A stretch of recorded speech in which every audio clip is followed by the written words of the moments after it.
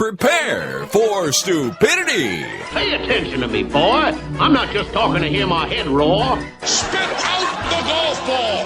Waka waka, who wants to hear a funny-ass joke? That's what she says. It's time now for the Friday Funnies, and the comedian of choice this week is Michael McIntyre. And if you don't have kids, well, you just don't get it, is the subject.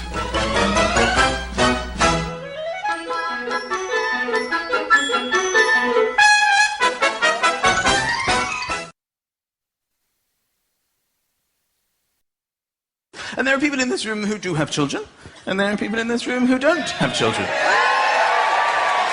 And the people who don't have children, they think they know, don't they? They think they know. They know what it means to have children. Sometimes they chat about it, don't they, in their little couples. You know, oh, I'd love to start a family one day with you. It'd be lovely. You'd make a really good dad. Oh, I think you'd be an amazing mum. It'd be so... Wouldn't it be so lovely having little versions of you and me running around? I'd love to have a family. And you think you know what you're talking about. You have no idea. You have no idea what it's like. You have no idea how difficult things will become in your life. Things that you don't even consider to be things will become nearly impossible when you have children. I'm talking about things like leaving the house, for example. This is how people without children leave the house. Shall we leave the house? Yes.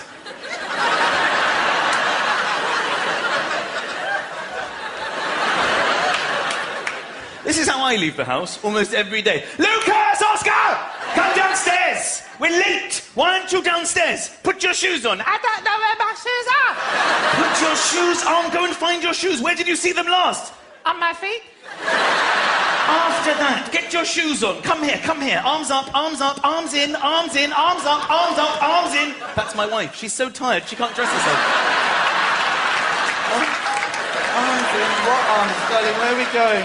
I want to go to bed. Where are we going, darling? Darling, you've got Lucas's shoes on your hands. I found your shoes, darling. You put your shoes on. Where's Ozzy? Come downstairs! We're late! Put your coat on. I don't want to wear my coat. You know, people without children, you know how you do zips up? I've seen how much time you have in your lives. How you focus on it. You get the one with the fabric. You just pop it in, don't you? It nestles in. Then you pause, thinking about your free life and what you might want to do with it later that day. And then you just glide up, don't you? Do you think I have time for that shit in my life? Every single morning. Yeah, oh, ruined it. Stay still.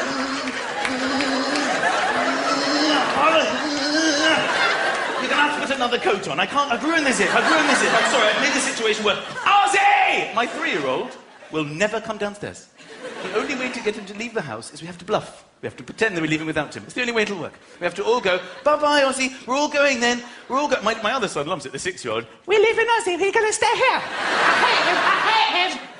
Don't be so rude about your brother. Say goodbye. We're not really leaving. We're pretending to leave, okay? Say goodbye. Bye-bye. Bye-bye, Ozzy. Bye-bye. But he doesn't care. He just goes, Bye-bye. Then we have to come back in and explain to him, we're not really leaving, darling. We love you. It's okay. I'll buy you something if you come. Will you come if I buy you something? This is every single time we leave the house. The other day, we're leaving the house, and I just had enough. I just said to my wife, I'm sorry, I can't do this. We're bluffing. We're saying bye-bye to him. Then my wife says, let's go and get him. I'm like, stop. No, I've had it. No. Stop. I cannot go through this every single time we leave the house. It's driving me insane.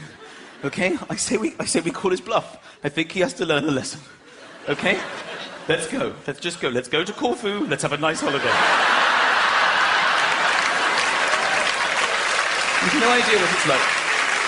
You childless people. You have no idea. Driving. You go driving. You drive in cars, don't you? Driving along. Yay. What's the biggest drama you have to put up with? Oh, it's a bit chilly. Oh, put the blower on. Oh, that's nice now. Oh, look, they've opened a new Carluccio. We should go there. We could go there any night. We could go there any night. Oh, what's this song? I love this one. Freedom! Freedom! I strap my children into the car. I work out what'll cut off the blood supply, then I ease it a bit. Stay there! We try and behave normally. Oh, what's this song? It's The Wheels on the Bus Go. Again! Look, there's a new Carluccio's there. We will never go there. The other day I was checking my children in the rearview mirror to see that they're safe. We're on the motorway, okay? You just angle it to check that they're both okay, because, you're looking after them. Neither of them were there. They had both wound the windows down and had their heads on the motorway out of the window. Yay! Both of them, either side. Yay! My wife and I just lost it. They can't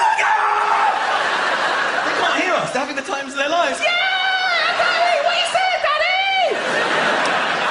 On the motorway, going 80 miles an hour, to stick my head out of my window to try and communicate with my child. Get in the car! What are you saying? My wife's doing it too. Get in the car! What is it, Daddy? All four of us had our heads out of the window.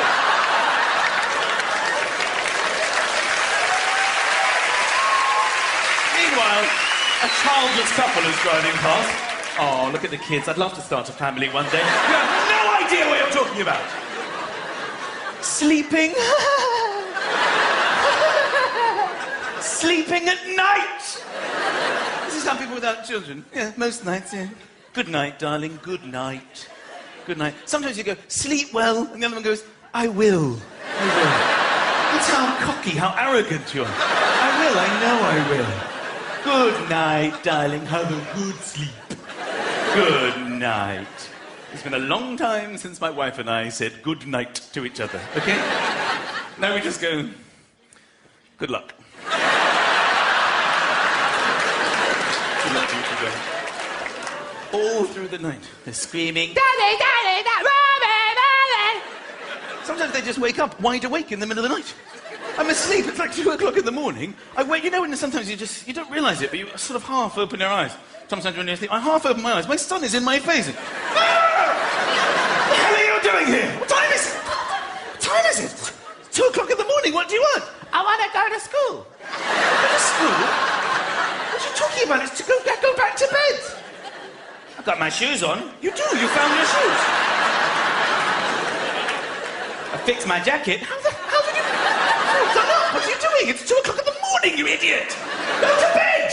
Where's Ozzy? He's by the front door. He's never been there in his life! It's 2 in the morning!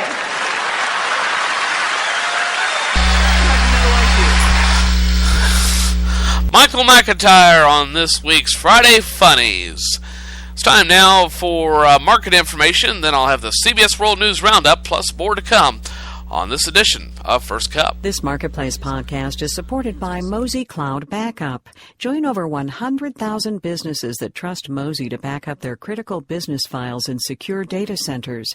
Visit mozy.com to learn more. mozy.com. Is a deal shaping up that could ease sanctions for Iran? Balance your life with dollar signs. Tune into Marketplace Money this weekend for a look at the issues affecting your wallet. Whether it's investing, renting an apartment, or sending your kid off to college, we'll help you navigate. From 8 p.m. in New York, I'm David Brancaccio with the global perspective on business and economics. A deal seems to be coalescing in which Iran would back off its nuclear program in exchange for easing off of economic sanctions. U.S. Secretary of State and his French counterpart are due in Geneva today to work out details. Israel had been pushing for tougher sanctions, and the emerging news has angered Israeli Prime Minister Netanyahu, who said, quote, Israel utterly rejects a deal like this. The BBC's Imogen Folks is in Geneva. Good morning. Good morning. There are signs of possible movement involving sanctions and Iran's nuclear program this morning. Would you describe them as first steps? That's how the United States, Britain, France, and so on are describing them. First steps towards a framework agreement. Now, yesterday evening here in Geneva, the Iranians were making it sound rather more of a done deal. But off the record, some of the Western diplomats, the British, the Americans, I bumped into the British, in fact, this morning, who said, well, some progress has been made, but it's certainly not a done deal. But what's on the table, and where there seems to be at least their approaching agreement, is Iran scaling down its nuclear program, but not abandoning it completely, in return for an easing or indeed an abandonment of the sanctions. And no details yet about which sanctions might be eased or removed at this stage? Well, it's all speculation, but we know that Iran would like to be able to sell its oil freely. We have to be perfectly frank that there's some big emerging economic powers, China, India, Brazil, who would want to buy Iranian oil. The other thing is I think Iran would like to not have these financial sanctions. It would like to be able to be completely free in financial transactions on the open market. And it has been very frustrated by these sanctions over the years. So those are the kinds of things we're looking at. Of course, even if a deal is reached, it wouldn't happen overnight. There's been speculation of some kind of 6-month, very intensive inspection of Iran's nuclear program to really ascertain that it is for peaceful purposes only, and at that point then perhaps the sanctions would be eased. The BBC's Imogen Folks in Geneva, thank you very much. Thanks to you. Now let's check the numbers. We'll get the counterexample of Twitter in a second, but yesterday was the worst day for stocks in general since August. The Dow fell 152 points, about 1%. This morning, Dow, S&P, and NASDAQ futures have turned upward. The FT 100 is down 0.5% now. Twitter's stock went up 72.2% on its first day of trading yesterday. In the short term, at least, it's unlikely to stay there, but other social media companies would like that kind of infusion of capital. Pinterest comes to mind. It's a company where you take virtual versions of stuff you might put up on your refrigerator and share it online. Pinterest says it doesn't plan to go public, but they must have been watching Twitter in the last 24 hours. Marketplace's Mitchell Hartman reports. Pinterest lets you pin digital pictures into online scrapbooks, grouped by category, like tasty doggy treats or really awesome boots. I think there's a lot of interest in Pinterest. Brian Blau at Gartner says while Pinterest doesn't have revenue yet, it has potential to advertise and sell the consumer brands that people collect pictures of. People, by the way, who are mostly female, at least 70% of them. If I had a startup that had that percentage of women and was growing that fast, I would be a super happy guy. Technology writer John Battelle. Women are seen as a primary driver of the most important household and large ticket items. CNET editor Bridget Carey is a typical pinner. I'm actually using Pinterest a lot right now to plan my wedding with my mom. It's just a really efficient way of saying, hey, what do you think of this? And Dad, well, he's not pinning up pictures, so she's got no clue what to get him for Christmas. I'm Mitchell Hartman for Marketplace.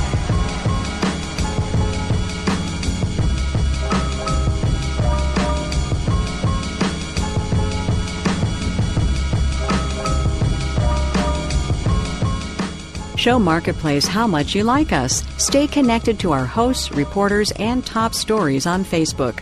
Find us at facebook.com/APM Marketplace. A top U.S. Treasury official is expected to step down today amid reports that she's next in line for a spot on the Federal Reserve Board. Lael Brainerd has been Undersecretary for International Affairs at the Treasury Department. The Fed's board is facing not one but 3 vacancies, setting up another round of lobbying on behalf of their favorites by Wall Street. Marketplace's Amy Scott reports. When Janet Yellen won out over Larry Summers as nominee to lead the Federal Reserve, some thought Wall Street lost an ally. One of the reasons why he ran into some resistance on Capitol Hill is he had some very close relationships with financial market players. That's economist Kerry Leahy with Decision Economics. He says one thing Lael Brainerd has going for her, she hasn't spent much time on Wall Street. No matter how talented you are, if your zip code says New York City on it, your chances of being a Fed board member are extremely low. Leahy says Fed governors generally go along with the chair on monetary policy. But economist Mike Duker with Russell Investments says board members will have a hand in implementing financial regulations, and Wall Street will be hoping for a light touch. And they would want someone who would understand the impacts of actual written regulations on the banks themselves. And if that's not in the cards this time, there will still be 2 more seats to fill. I'm Amy Scott for Marketplace. And last night, 54 people were arrested in downtown Los Angeles during a protest against Walmart's labor practices. The police say the protest was peaceful, but the demonstration was deemed an unlawful assembly. Demonstrators say the giant retailer pays, quote, poverty wages, and that more than 800,000 workers are paid less than $25,000 a year nationwide. Walmart says its employees have access to performance-based bonuses and that more than 400 Walmart workers a day get promotions. In New York, I'm David Brancaccio with the Marketplace Morning Report. From APM, American Public Media.